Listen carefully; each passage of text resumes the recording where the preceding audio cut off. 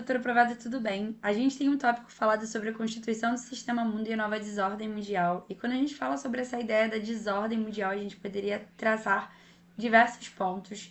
E um dos pontos que eu gostaria de iniciar também para que a gente possa compreender o sistema mundo e compreender também um momento de organização desse sistema mundo pós-Segunda Guerra Mundial é entender as organizações multilaterais que começaram a aparecer nesse pós-Segunda Guerra. A Segunda Guerra Mundial, como fato histórico, ela vai mudar os sistemas dos Estados-nações, da organização dos Estados-nações, e vai trazer um mundo pautado na bipolaridade entre os Estados Unidos e a União Soviética. Com o fim dessa velha ordem mundial, a gente vai ter uma nova ordem mundial pautada, na verdade, na multipolaridade e no multilateralismo. A ideia de que todo mundo tem uma potencialidade muito grande de ser potências, de ser potência mundial, de ter uma hegemonia de uma certa maneira regional ou até mesmo global, como foi que aconteceu com a China, de ter de conseguir ter uma abrangência o suficiente no seu comércio e na economia que pudesse até mesmo rivalizar com antigas potências, tais como a gente tem visto com os BRICS, etc. E, de uma certa maneira, a gente pode organizar esse fim da Guerra Fria com dois períodos, né?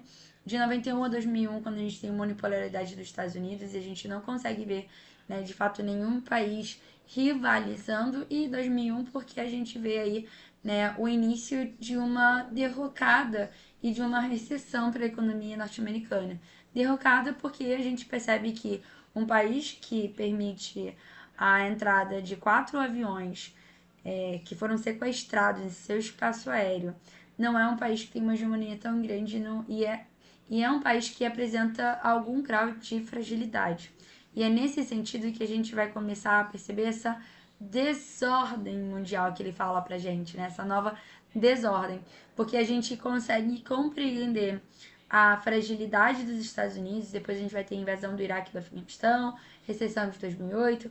Então a gente vai ver o mundo se desorganizando, né, de uma maneira que a gente conhecia do pós-Guerra Fria e abrindo espaço aí, né, para de fato um mundo multilateral, para de fato um mundo com novas possibilidades de poderes, tá? Essa é a ideia. Porém, como entretanto, para a gente poder entender esse cenário, eu preciso que vocês entendam, né, o espaço que cada organização multilateral tem, de cada organização multinacional, internacional e etc. Eu preciso que vocês entendam o que são essas organizações, como que elas atuam, tá? Também porque muitas vezes a gente pode ter uma questão falando só sobre uma dessas organizações, tá?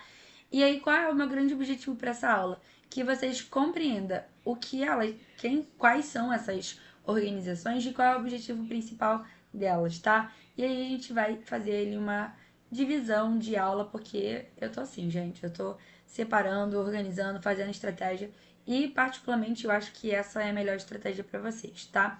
O primeiro ponto que quando ele fala pra gente sobre a constituição do sistema mundo, a gente precisa entender o que é esse sistema mundo, do que é esse sistema internacional. Obviamente, quando a gente pensa pelo sistema internacional, a gente pensa por um sistema que é organizado por estados soberanos.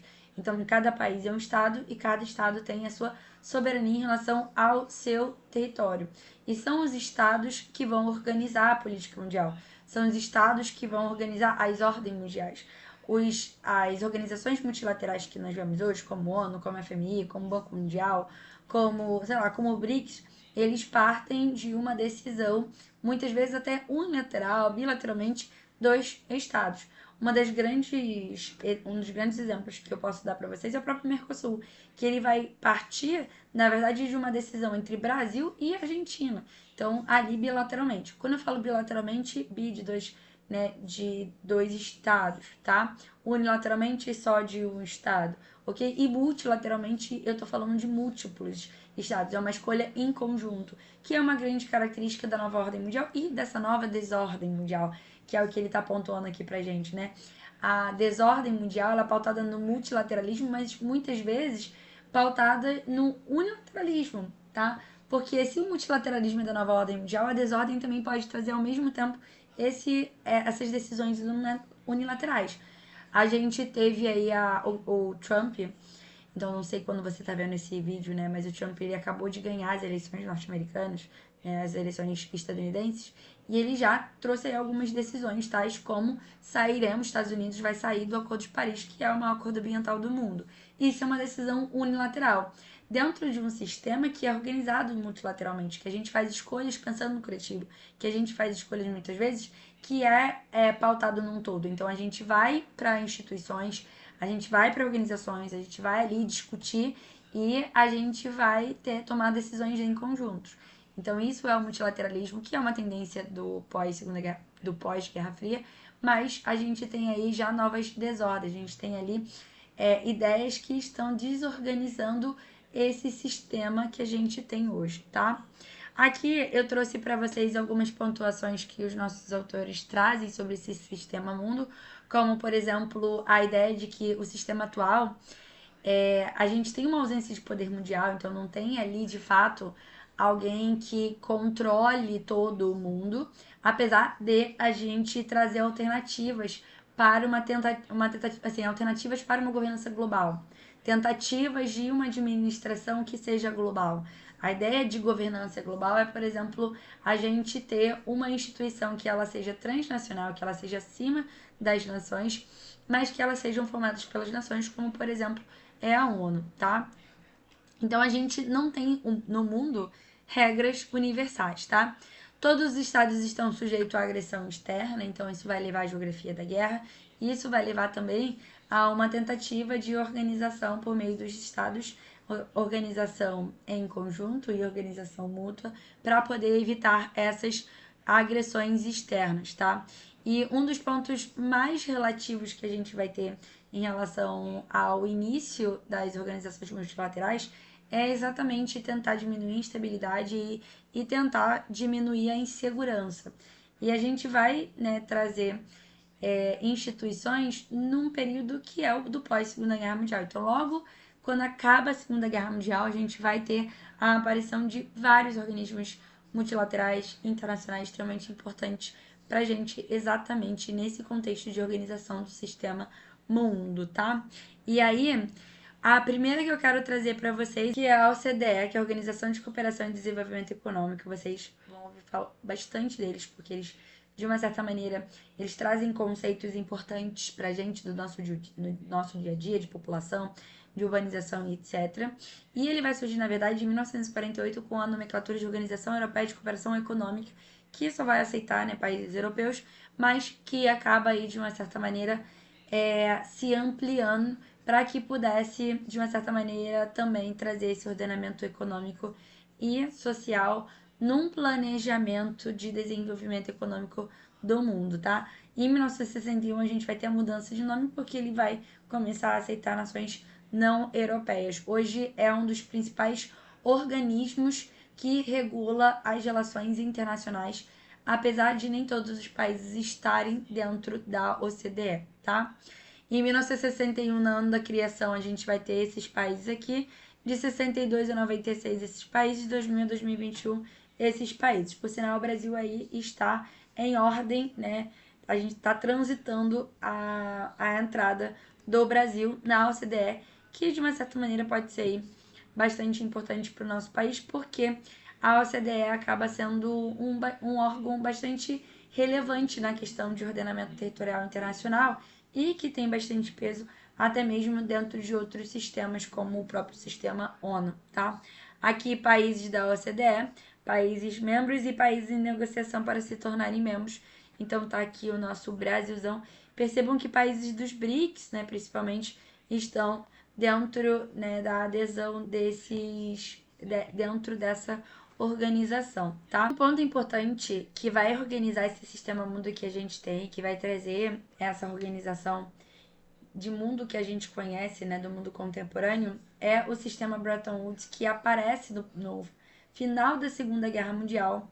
E essa conferência de Bretton Woods, feita aí pelos aliados, feita pelos Estados Unidos, pela França, pela Inglaterra, né, pelo Reino Unido, ele vai ali tentar organizar as bases da economia do pós-guerra. Como que vai ter a reorganização e a estruturação do mundo no pós-Segunda Guerra Mundial. Isso vai ser extremamente importante para estruturar né, algumas organizações que nós conhecemos como hoje, né, que fazem parte do sistema ONU, que é o Fundo Monetário Internacional, que é o Banco Mundial, e até mesmo, né, a criação da moeda mundo, que vai ser o dólar, tá?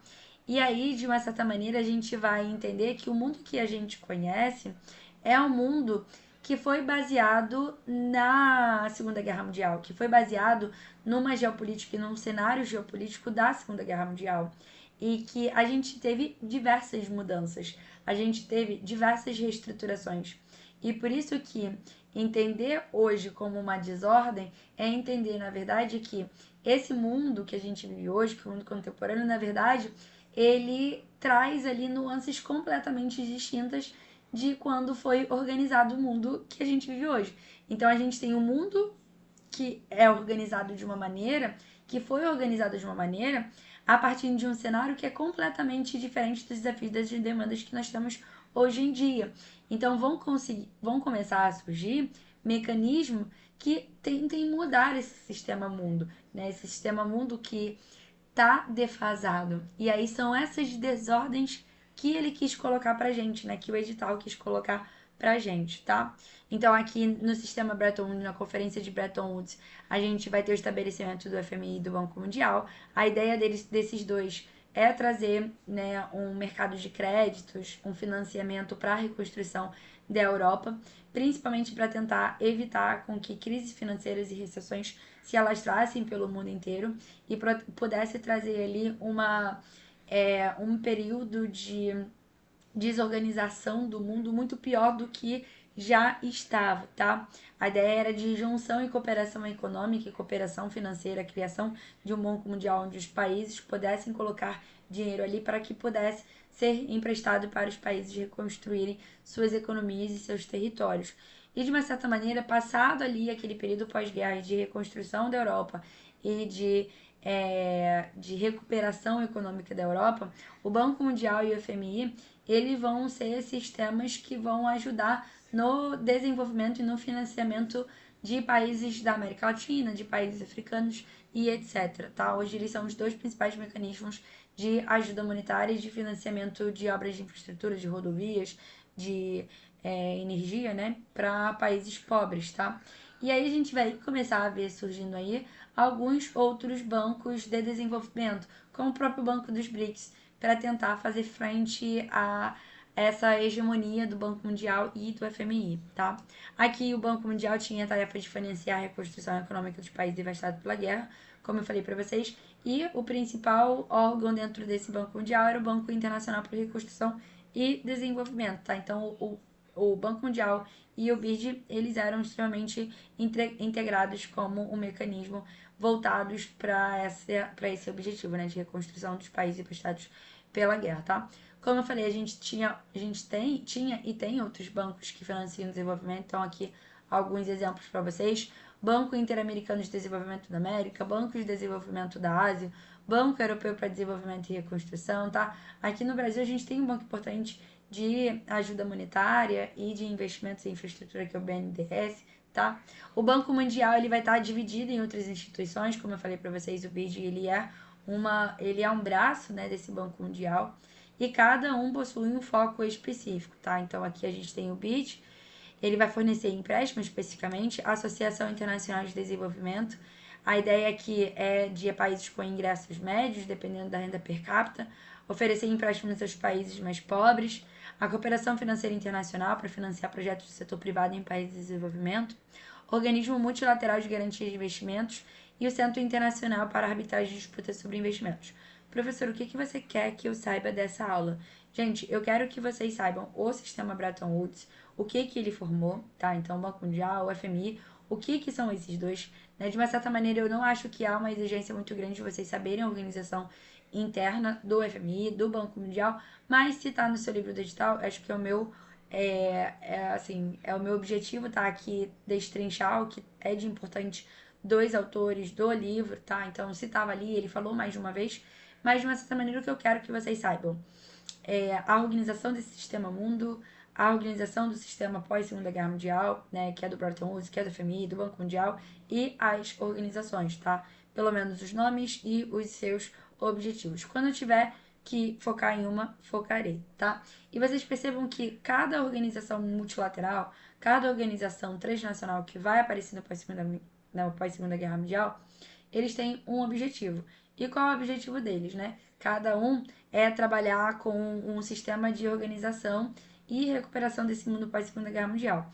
A gente vai ter o FMI, o Banco Mundial, para a questão econômica, e na década de 60, né, como um braço do Banco Mundial, vai aparecer a Associação Internacional de Desenvolvimento, que vai ser ali um embrião do Acordo Geral de Tarifas e Comércio, que vai ser um embrião para a OMC, a Organização Mundial do Comércio, que a gente tem hoje, e que ela é extremamente importante para fazer regularização do comércio atual, tá?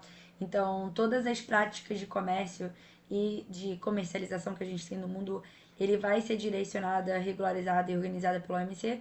E a OMC, por mais que ela seja mais recente, ela é de 95, ela vai ter ali seus embriões em organismos que são do pós-Segunda Guerra Mundial, em organismos que vêm do sistema Bretton Woods, tá? Eu coloquei aqui para vocês, em 1960 vai ser criado de fato a Associação Internacional de Desenvolvimento. Apesar da gente já ter o Acordo Geral de Tarifas e Comércio, né, quando foi criado, porque ele foi criado em 1947 ainda dentro desse sistema Bretton Woods, né, ele vai estar intimamente ligado ao GATT que nós temos, tá? E a ideia aqui do GATT era a mesma, uma ideia bem parecida que a gente tem hoje, né? Que é combater medidas protecionistas e estimular o comércio mundial. Gente, uma das grandes características do sistema mundo no comércio até a Segunda Guerra Mundial era ter estados que eram protecionistas. Estados que eram, de uma certa maneira, soberanos em seu comércio, mas que protegiam a sua economia ao máximo que podiam. Estados interventores, estados empresários. Era uma grande característica. Mas dentro de um sistema mundo pós-Segunda Guerra Mundial, onde o mundo necessitava de uma organização para desenvolvimento socioeconômico, eu não posso mais ser protecionista. Então, quando a gente olha para o mundo atual e a gente percebe, por exemplo, os Estados Unidos tendo medidas protecionistas contra a China, né? A gente vê aí a Europa tendo medidas protecionistas contra, né, a Rússia, contra a China, contra carros elétricos chineses, a gente percebe que, na verdade, isso está indo em contramão de um sistema que foi organizado do pós-Guerra Fria, que foi um sistema organizado para a Segunda Guerra Mundial, tá? Que é o sistema do multilateralismo, que ele está indo contra a organização de um mundo que é multilateral, de uma organização de mundo que é pós-Segunda Guerra Mundial.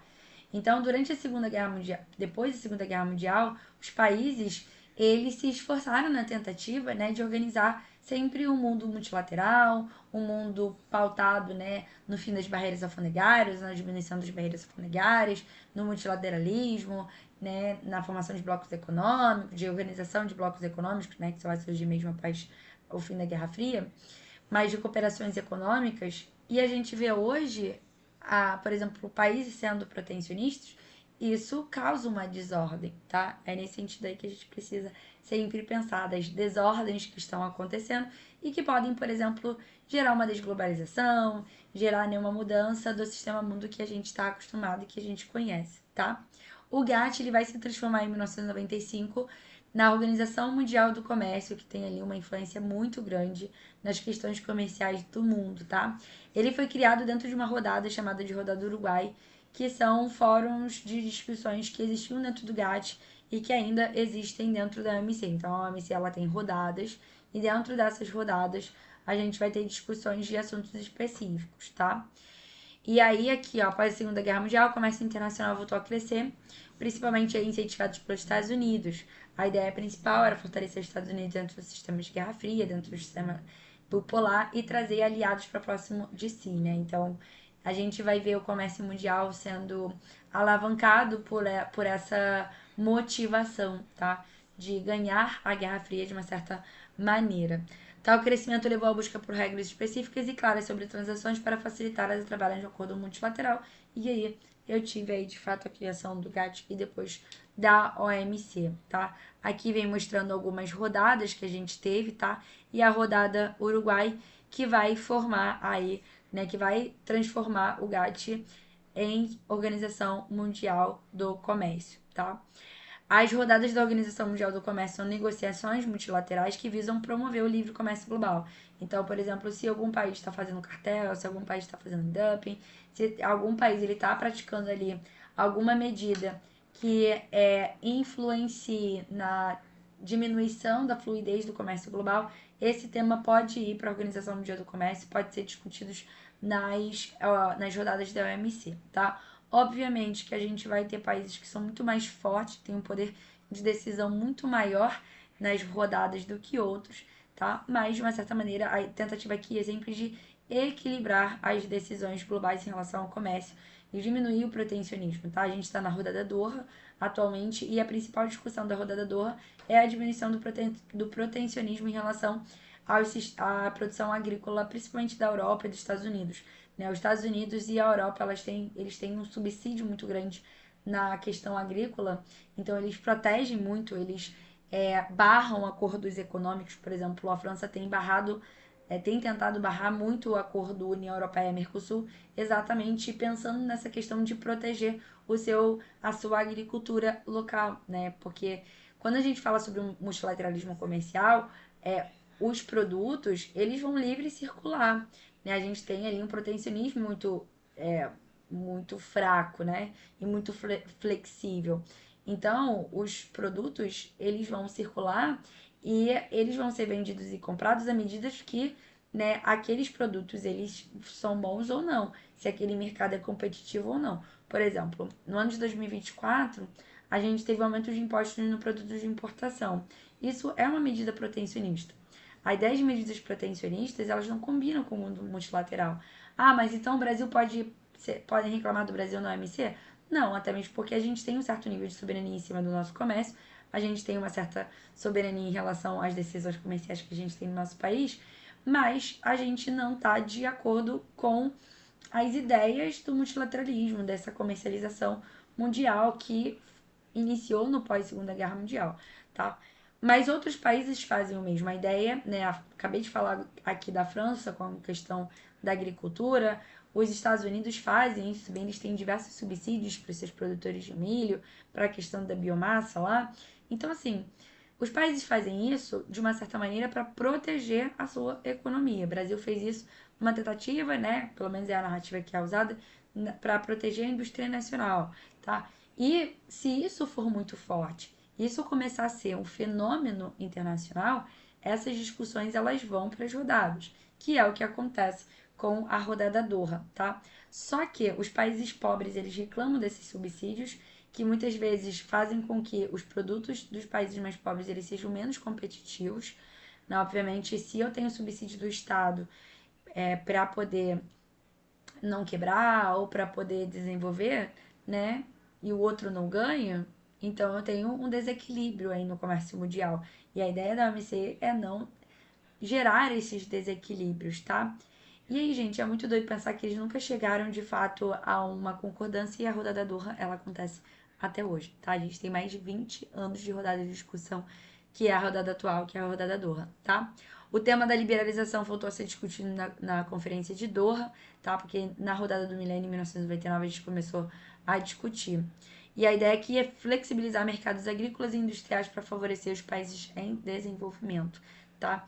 Em 2001, a gente também teve a entrada da China, o que acabou por legitimar muito a organização. Já falei para vocês que a China ela é a maior potência comercial. Percebam que eu estou falando da maior potência econômica. Eu estou falando da maior potência comercial. Então, a China tem parceria com vários países do mundo, praticamente toda a América do Sul. A maior parceira é a China, a África, a maior parceira é a China. Então, nessa questão de multilateralismo, a China ela cresceu muito e acaba gerando essa potencialidade. Na próxima aula eu vou falar um pouquinho sobre os grandes grupos econômicos, vou falar do G6 até chegar ao G20. E para quem não sabe, em 2024 o Brasil ele está na presidência rotativa do G20. Então acredito que uma questão para os próximos anos, até para os próximos anos mesmo, porque a gente teve mudanças significativas do G20 no Brasil, pode vir na nossa prova, mas isso é tema para a próxima aula, estou dividindo aqui o máximo que eu posso para não ficar muito grande. Então, se vocês estão com pique, assista a próxima aula. Se não, volte aí numa próxima, que a gente vai continuar discutindo aí as grandes organizações e os grandes fóruns de discussões mundiais pós Segunda Guerra Mundial, mas que afetam principalmente o mundo atual. Ok? Até a próxima!